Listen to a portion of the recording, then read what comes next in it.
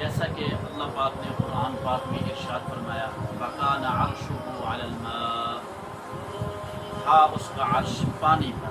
حضرت ابو رزین رضی اللہ تعالیٰ عنہ فرماتے ہیں کہ میں نے عرض کیا یا رسول اللہ صلی اللہ علیہ وآلہ وسلم، عرش کو پیدا کرنے سے پہلے اللہ تبارک و تعالی کہاں تھے؟ آپ صلی اللہ علیہ وآلہ وسلم نے ارشاد فرمایا کہ اللہ پاک سفید بادل میں تھے، نہ ان کے اوپر ہوا تھی نہ اس کے نیچے ہوا تھی۔ پھر اللہ پاک نے پانی پر عرش کو پیدا کیا، اور اس کی دلیل قرآن پاک میں بھی ثابت ہوتی ہے، جیسا کہ اللہ پاک نے قرآن پاک میں 12ویں پارے کے اندر ارشاد فرمایا وَكَانَ عَرْشُهُ عَلَى الْمَاءِ، تھا اس کا عرش پانی پر۔